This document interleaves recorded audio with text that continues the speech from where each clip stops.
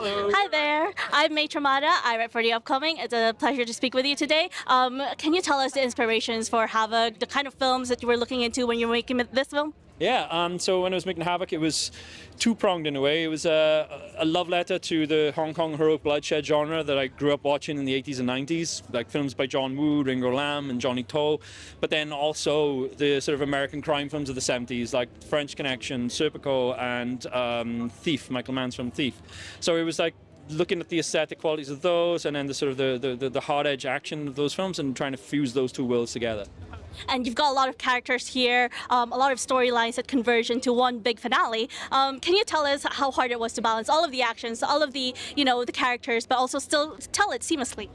Yeah, so the process that we employ whenever we design an action sequence makes that job sort of easy because we get together in a room, myself and then a bunch of stunt performers and stunt coordinators led by Jude Poyer, and then we literally scrutinize every sequence. We ask all the questions about like, okay, who's in the scene, what's their psychology, how skilled are they at fighting, and what's their predilection for violence, how would they react in certain circumstances like this, and then we start weaving that story through finding interesting ideas in terms of choreography and action beats, but fundamentally wanting to tell story through action, learn about the story and progress the narrative forward within those sequences. Can't just be spectacle alone.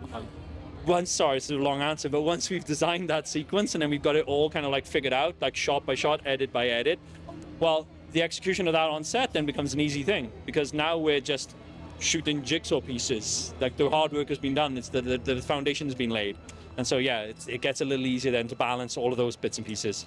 And, filming in Wales, what kind of aesthetic does that add to the film, do you think? A challenging one. The film is set in the US, sort of an amalgam of like 4 or 5 different East Coast cities like New York, Detroit, Chicago. We kind of pilfered all the things that we liked from each of them and then sort of like squeezed them into what was our version of an American cityscape. But, walking around Newport, Cardiff, Swansea, Port Talbot, just trying to like find architecture that we could like leap off from and say like, a third of our frame is going to be real in camera, and the rest of it might be VFX augmentation.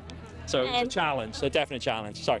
No worries. And finally, my last question is, building this amazing cast that you have. How was that like? Incredible. I feel very kind of blessed and gifted to have had like the cast that I've got to work with. Landing Tom in the first place was like a dream come true.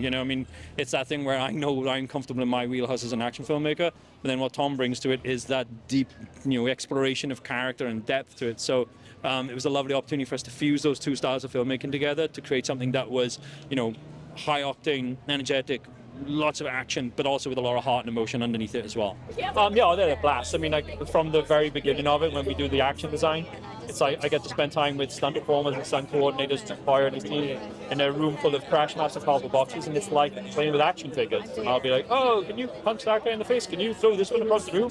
And they do it. So yeah, it's an amazing experience. Oh man, he was a dream. It's that thing where action filmmaking is in my wheelhouse, and then in his wheelhouse it's sort of strong, character-driven sort of performances. And it was just a really great opportunity for me to be able to like elevate my game by fusing these two different filmmaking styles together. So it was an absolute blast. Yeah. I really like Jess and Ali McCoy in the mornings, and then obviously hopefully Jacobs, and then Benton as well. So yeah, the afternoon, so the drive time on the way back then. No, I'm not going to get into that.